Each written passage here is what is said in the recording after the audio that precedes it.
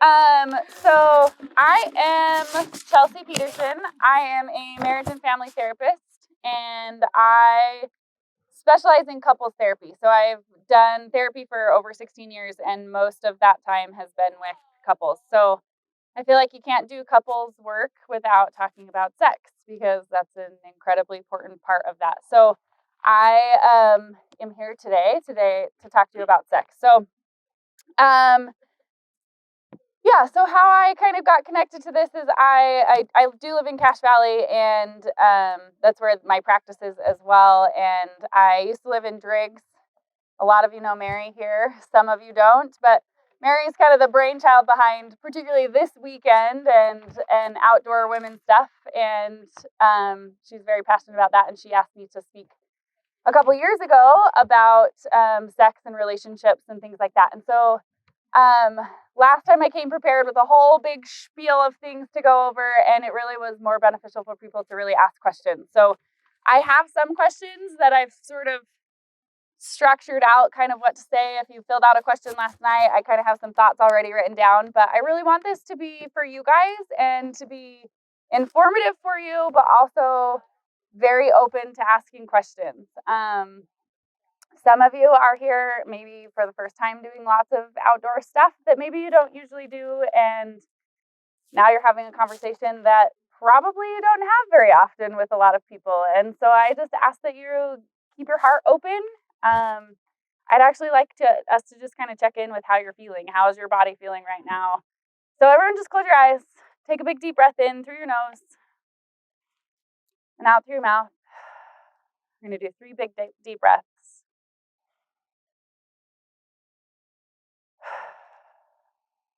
And one more. And I just want you to, while your eyes are closed, I just want you to check in with your body and see, how am I feeling? Being here, knowing that we're going to be talking about sex for the next hour and a half, how am I feeling? Right? Am I nervous? Am I excited? Am I anxious? Am I feeling like I have lots of questions, but I don't want to say anything? I want to encourage you to ask your questions because I guarantee if you have the question, someone else has the same question you do. So as we get going here today, I want you to just check in with that spot that you're feeling in your body, whether it be anxiousness or excited or nervous or scared or afraid of vulnerability or any of that. And I just want you to challenge that a little bit today. And why am I excited about it? Why am I anxious? Why am I nervous? And I want to validate any of those feelings and anything I have not said. There's lots of other confusion or lots of other feelings and emotions you might be feeling that I haven't mentioned. And they are all valid. This is a difficult topic for a lot of people to talk about. So go ahead and open your eyes. We're going to have, again, a discussion. I want to kind of get to know you guys. Is everyone from Utah, or is everyone LDS, first of all? I guess I should start there. Is everyone LDS? Yep. Okay. Is everyone raised LDS? I know someone mentioned they were not raised LDS. Okay, so you guys, we've got some converts. When were you converts? Like where in your age span? 30. Okay. 28. Okay, so 28, 30, 16. Okay. So some of you, thank you. Some of you the 28, 30, you grew up in maybe a different culture. Maybe you grew up in a conservative Christian culture. Maybe you grew up in an entirely different culture, and you are going to come from a very different background. So please, please, please, I encourage you to share your experiences with those of you who may not be of the normal or of the majority of the group here. So I am going to speak kind of to the conservative Christian culture and the conservative upbringing of what can be a conservative Christian culture. And if that is not your experience, please share. And if it is your experience growing up in a conservative culture, how did you talk about it? How did you overcome it? Because one of the things that I find, particularly with women, particularly with growing up in a conservative Christian culture, is sex is just not talked about. It is a very like taboo subject that people don't talk about. We were having a like pre-discussion about this at breakfast this morning, and someone mentioned their aunt or someone told them about sex like the night before they got married. And I think that is a very, very common experience, unfortunately, that we just don't know what to expect. And then we get into marriage and oftentimes we're told, sex is bad, you're sinful if you do it. And then we get married and then all of a sudden we're supposed to like it. We're supposed to be okay with it. We're supposed to know how to do it. We're supposed to enjoy it. And so there's a lot of, I have found for particularly women, there's a lot of mindset shifts that have to happen in order to really be in a healthy sexual mindset. To have a healthy sexual or intimate relationship with both yourself and your spouse. So I'm going to talk a little bit about some resources and stuff kind of peppered in here. But if you guys have questions throughout this, again, I want this to be open group discussion. I want you guys to be able to ask any questions that you do have along the way. So don't feel like you're cutting me off or any of that. So please share if you have questions. So the first kind of thing that I feel like is one of the most common things that I hear people talk about or question is a lack of desire or a lower sexual desire than their partner. And that is incredibly common. I'm going to speak a lot in generalities. Not every person fits this description. Not every relationship fits this description. But typically, very stereotypically, men have a higher sex drive than women. Due to a lot of hormones and testosterone and different chemicals that men have in their body that women tend to struggle with, that typically creates a higher sexual desire. It's also much more common for boys to be sexualized earlier, and it's okay for them to be okay with erections and wet dreams and all those sort of things from a very young age. And girls we don't talk about that. We don't talk about masturbation. We don't talk about what it's like to go through puberty and have your body change. It's just like, yep, that's what's happening to you. And oh, by the way, here's a tampon box. Go read the instructions, right? Like we often are not talking about, or it's not talked about with us. And we're kind of set to figure it out ourselves. How many of you, that was your experience growing up? Right? So again, there's like the biological nature of men, but there's also the kind of the societal role societal influence that society has.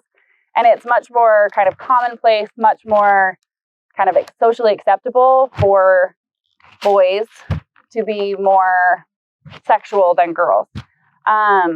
It also is creating, I'm not going to talk a whole lot about this, but it also is creating a culture right now where teenage girls particularly are running into pornography, and they are getting addicted as much, or if not more frequently than men or boys now, in this like teenage years that we're seeing right now, because it is so socially unacceptable for women to be sexual. A little bit about high desire and low desire partners, because typically that's where I'm speaking generally of men having higher desire, women having lower desire. That may not fit you. I know that, but again, if you're vice versa, I'm going to speak as we are the lower desire group here. And so just being aware of that. How do we nurture a desire for sex? And I think one of the biggest things that we can do, two of the biggest like holdups that I see is that we are very judgmental, and our inner critics are terrible with our body image and how we feel about ourselves. And letting someone into that space when we don't feel comfortable ourselves is really difficult. So I think that's a really hard thing that some people, I see a lot of women struggle with. Another kind of thing that I often see is the shame. I kind of already talked about this, but the shame and the guilt of like, am I dirty? Am I sinful? Am I gross? What if I become a question I often get from women clients is, well, if I open that door, will I just want it all the time? And will I not be able to shut it off? Or will I not be able to, will I just become this sexual creature that's all I want, right? Because that's not what I want. So then they don't even want to start exploring because I don't want to be so sexual all the time, right? And that is not the case. Biologically, that's just not how we're wired. That doesn't mean we can't enjoy it. Doesn't mean we can't turn it on and off, but we have to figure out what our brakes are and what our gas pedals are. So what is sex? Do you have to orgasm for it to be sex? Some people might say yes. Some people might say no, right? And how you're defining that or what that looks like for you, again, goes back to this conservative culture challenging kind of the mindset that I have with sex. Why do I have that mindset? Why do I believe that? Why is that a part of who I am? What is this narrative that I have going on in my head? Why is it here? And is it here to protect me? Or is it here to serve me? Or is it not doing me any favors? I'll give you an example. For example, I sat through many young women's lessons about the law of chastity and sex is bad, sex is bad. You're a bad person if you do it. You're not worthy. You're sinful. Any variation of that, right? As I'm sure many of you also sat through some of those same lessons. And then you get married, and all of a sudden we're supposed to go from not ever doing it, and this is bad and this is sinful, to now this mindset of, oh, I'm this fully sexual creature, and all of this is okay, and I'm supposed to like this, and I'm supposed to enjoy this, and we're supposed to do what? That is a huge, huge mindset. So oftentimes, particularly when couples are first married and this is something that they're struggling with, there's a syndrome, they call it the good girl syndrome, that it's really about shifting mindsets. That in conservative Christian culture, often we are taught that, again, sex is bad, and again, not a bad thing. It's protecting us, right? It's helping protect us as society, as women, as choosing who we're letting into our space. It's not necessarily a bad thing, but by not talking about it at all and not being open to, yes, sex is a sacred thing that should be preserved and can be an incredibly bonding experience. It is a bonding experience. You guys talked about all the body biofeedback and chemicals that were happening last night. I missed that part, but when you are having sex, dopamine is released when you're having safe bonding experiences with each other. Dopamine is the bonding hormone. It's only released when you are breastfeeding and in sex. I mean oxytocin. I'm sorry. Thank you for correcting me. You were all looking at me like, what? Yes. Okay, you're right. I'm sorry. Thank you for correcting me. Not dopamine. Dopamine somewhere else. Sorry. Oxytocin. Oxytocin is that love hormone. And it only happens in those two spheres. When we are feeling really safe and really connected with someone. And it's in that physical nature. So it is a very bonding experience. It can be an incredibly powerful experience. Is it that all the time? No. Does it have to be that all the time? Can it be that more often than not? Yes. But it does take work. And for most women, it takes work. For most women of any age, it takes work. And different challenges are presented, right? We're going to go through a lifespan where things are changing, where we are young and have a lot of energy and we don't have kids and responsibilities and adult things. And we might have more energy. And then we go through parenting phases where we are being touched 24/7 and there's not a spare second in the day where we are not being touched by little people. And then your husband wants to come and touch you and you're like, yeah, that's the last thing I want. I want me time. I want alone time. I want time away from being touched. That's the last thing I want. And then you're going to go through your hormonal 40s where sex is great because I still have a sex drive and I don't have small kids touching me all the time. And through the lifespan, sex is going to change. It's going to change through your relationship, and you will have a different experience with sex. But at every phase, checking in with yourself of why don't I have a desire right now? What is happening for me? Maybe I'm feeling a little bit more depressed. Maybe I'm going through periods of more stress in my life, right? All of those are going to be breaks for your sexual drive. So I am going to refer to brakes and gas pedals. Have any of you read Come As You Are by Emily Nagoski? Fantastic book. I recommend it to all my clients, particularly female clients. It's very well written. It can be a little shocking. I will give you that forewarning for conservative Christian culture. She may test your boundaries a little bit. Not in and she does it in a very, very professional way, very, very educational way. But she may make you think about things like masturbation. Is that okay or not okay? Most of us were probably taught that, like, you never touch yourself, you never explore, you never masturbate, you're sinful if you do. And she's going to test those boundaries a little bit for you. So I would encourage you to read it,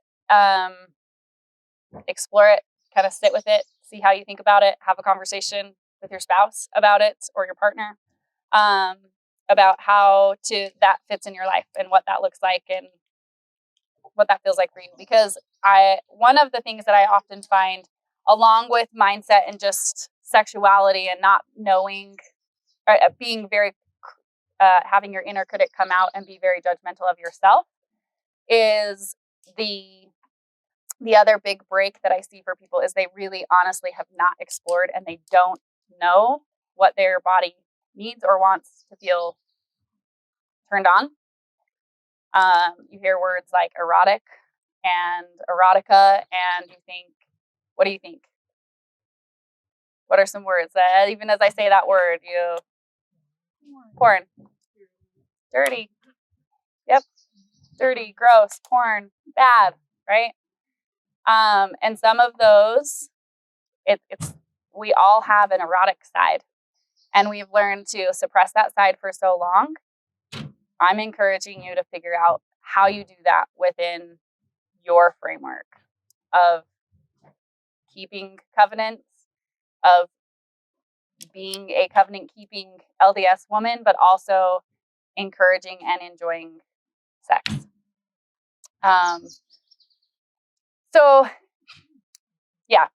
Exploring sexually. Emily Nagoski is a great resource for that, and I think helps encourage that. And she also talks about brakes and gas pedals in that book. That's where this idea comes from, is brakes and gas pedals. And what's that? No, life that put our brakes on, that do not encourage sexuality, and eroticism and being sexual. So think about, again, every person is different. Everyone's level of sexuality is going to be different. What's a turn on for some person might not be a turn on for another person.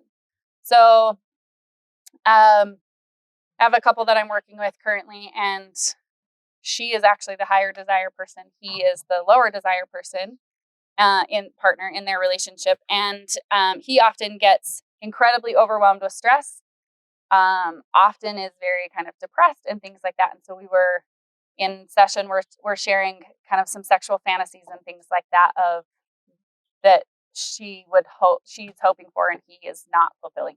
And she shared, and I share this because I feel like it's a relatively extreme example that I myself found. I had to do my own inner work as she was saying this, but she loves to have sex in public places. That is not a thing for me. Not a turn on at all.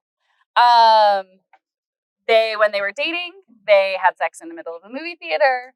They've had sex on a ski resort. They've had sex on a boat, like with other people around. They were talking about where they have all the places they've had sex before. That for me is an incredible turn off. That is a break for me, right? That's not something that I'm comfortable with. And that goes across the board. Again, I'm using her because it's kind of extreme examples, but it also shows what we're capable of. We can get there if we want to. But it's okay to not be comfortable with that. I don't know that I'm ever going to want to have sex in the middle of a movie theater. It's just not my thing.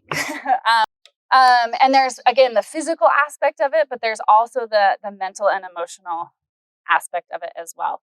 And for many women, the lower desire comes in when we have too many brakes on, right? We're too in our head. Our inner critic is being really rude to us today and saying, you're too fat, you've had too many babies, you don't look like a 20-year-old anymore. My husband watches porn and I won't ever match up to the whatever he's seeing on porn, whatever. Like our inner critic gets going. We can have that going for us. We can also have stress as far as, I've been watching kids all day, or I've been at work all day, or I have 20 things going and I'm overwhelmed and stressed, and we got lots of cortisol flowing. Cortisol is a brake, not a gas pedal. So when we are not managing these other things, then we can have the environment, right? Like if we go to our parents' house and we're, visiting our parents and I'm completely turned off by that, or we go somewhere and I can't lock the door, like those might be breaks. And the more breaks you can identify in your life of what's stopping me from enjoying this, what's stopping me from being able to explore, what's stopping me from being able to let myself go and have fun, right? To give you another example, I have a client that they call it chore play because she gets very turned on when she sees her husband doing chores, because chores for her is overwhelming and stressful. And when he's a very sexually motivated person, but as he's doing chores with her, usually before they go to bed or at night after the kids have gone to bed, when she sees him like taking the initiative to do the dishes or vacuum or do those sort of things, she is far more ready and able to let the brake off and put on the gas pedal because I don't have so much overwhelm. And so I give that example because the more you can identify your brakes, your sexual brakes, will also help you take your foot off of the brake. Put more on the gas pedal of what does turn me on, right? If your husband wore a cologne that he doesn't wear anymore because we're married and we've been married 20 years and who cares about cologne, right? Like maybe you used to wear a lotion or a cologne or a perfume, or again, those certain things that might be a turn on or a turn off to your partner. So those things are important for your husband to know just as well as for you to know, but start to exploring like what think back to a time when it was good, when I did enjoy it, when I was more open to it. What was the environment like? What made me go? What made it enjoyable? What made me be ready for that, right? I've also found a lot in some people put like a piece of paper on their like nightstand, some people put a book, like just again a way to signal, or some people leave like the sock on the door or the tie on the door or things like that. Some people will do that to signal to their partner, hey, I'm ready and open for this. If you are, again, to sort of get the conversation started. Again, sometimes that's not going to go perfect every time because sometimes your partner isn't going to notice it, right? So they might miss it. And I don't want it to set you up for like expecting perfection every time. But how do we navigate those moments when that does happen? Like, hey, I put the tie on the door. Did you notice that? Like, it's been 24 hours and you haven't even said anything about it, or that didn't happen, or whatever. Then it's having those conversations and practicing having those conversations. How could I do that better? How could I do that differently? How could we navigate this together differently? Maybe the door isn't a great place. Maybe it's on your pillow that you literally have to move it off of your pillow before, and you don't want it to become routine enough that it's just, there's always a tie on my pillow and I'm always moving it off, right? Like, so again, there's different tactics that you can try. Someone mentioned like practicing in the mirror, right? Practicing saying it to someone that you're comfortable with, right? Preferably not another male, right? That might get a little weird. Even if it's your like brother or something, it might get a little weird. Yeah, I don't know. I would never be comfortable talking about that with my brother. But again, I don't buy you. Yes. Sister-in-laws might not be a great thing if you're married to their brother. It might be like, this is too weird. Like, it's awkward for everybody, right? So a good friend, right? Groups of people like this that are wanting to learn, that are open to learning, and finding them in your community, in your space of saying, hey, this is happening for me, or hey, can I practice? Or hey, how does this sound? Or, if you can do it with your husband in a time that maybe isn't right then, and you can practice saying it, it's a great way. Yeah. So we started one of those, a friend of mine started like a little podcast. Yep. She would just send out things that I'm not comfortable with, and things that I might have been taught are wrong or bad my whole life. And I would encourage you to think about, like, what's the intention? If my intention is to please myself and be self-satisfying in that, right? I have some active LDS couples who have current recommends, and I believe are current covenant-keeping people who use pornography as foreplay. They feel good about it.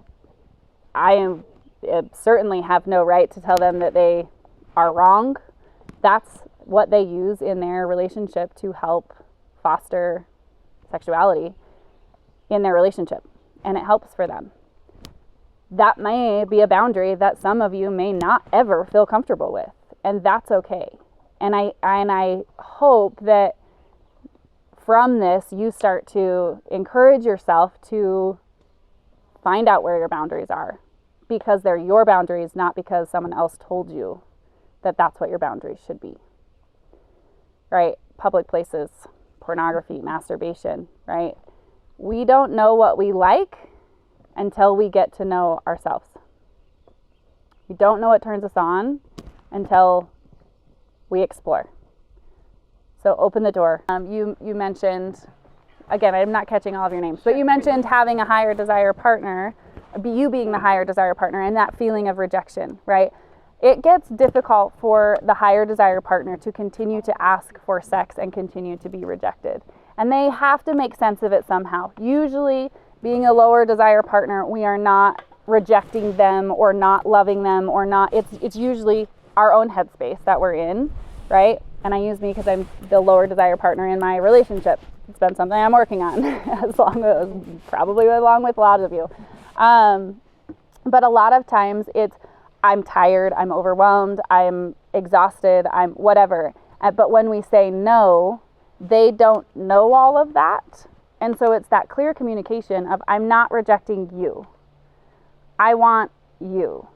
You are important to me. Sex is important to me. I'm just not in the headspace right now. So it's either finding out, how do I take my foot off the gas pedal? What do I need? What do we do together to help that? Like foreplay, or, how do we make a plan for that? Or how do we, set our day up so that we are both in the headspace to be able to enjoy that? What do we do to make it, some people schedule sex. What is comfortable? What feels comfortable to me? What's the expectation, right? Ultimately setting expectations around sex and boundaries, and knowing your own brakes and gas pedals, and knowing your partner's brakes and gas pedals. What turns you off? What turns you on, right? You're a microwave. Most men are microwave. They turn on pretty quickly and they warm things up pretty fast, right? Most women are crock pots. They do a great job warming up, but they take forever, right? And so it is oftentimes, I need emotional conversation. I need you to check in. I need you to care about me. I need you to have some care that I'm stuck at home all day, or I've been in a crazy business meeting, or whatever. Like, I need you to care about me and know that I'm important to you, right? We have to feel like we belong and we matter to our partner. And then that goes for high desire and low desire partner. Low desire partners tend to need more of the emotional. High desire partners tend to feel love and belonging in the physical nature. Those are going to be different, and continuing to have that open communication, because what turned you on when you were 20 is not going to turn you on when you're 40. What turns you on when you're 60 isn't going to turn you on when you're 20. Like, there's just a difference of that, and to expect it to be the same once you've discovered it is like our religious beliefs. We should be working at it. We should be changing it. We should be questioning it, and we should be continuing to grow all the time. Okay. All right, let's talk a little bit about this one. And I'd love to get your feedbacks on this as well. But as a single lady, we do have some single ladies here. I find myself so curious about sex. What are healthy ways to learn and explore? I think, again, there's podcasts out there. Jennifer Finlayson Fife is an excellent podcast. The Foreplay Radio, they are not LDS, but it's a sex therapist and a couples therapist. And they're both in long-term committed relationships. They believe in monogamy. And it's an excellent podcast. So Foreplay Radio is a great thing to explore. There's a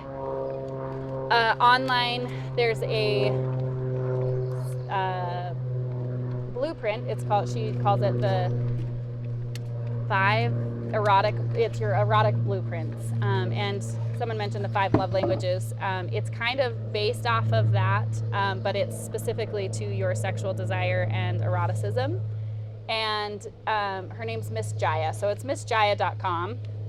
It's kind of weird. But if you go online, she actually has a free sexual erotic blueprint quiz that you can take. And it will help you discover, what do I like? Do I like kink? Do I like sensuality? Do I like foreplay? Like, what parts of sex are the most turn on for you? To really look at sex and the role it plays in your life, and brakes and gas pedals and high desire, low desire. I hope that you're walking away with something today. Thank you for the discussion. I learned just as much from you as you learned from me, and I so appreciate these conversations. And if you don't have a group of people that you can continue this conversation with, I highly recommend you finding it. Whether you be the one starting the podcast of like, hey, I want to listen to this. Who wants to listen with me? Or finding a group of neighbors or friends that, even if it's just one person that you feel like you can have an open conversation with, I encourage you to do that as well. Couple of things, like I said, I'm Cache Valley Counseling. I do have a podcast. We don't talk about just sex. We talk about a lot of relationship things and individual mental health stuff as well. Podcast is called The Puzzle of Us. More things to check out today as well. So thank you so much for your discussion, and thanks for letting me be here with you guys. Thanks for teaching. Thanks. Thank you, Chelsea.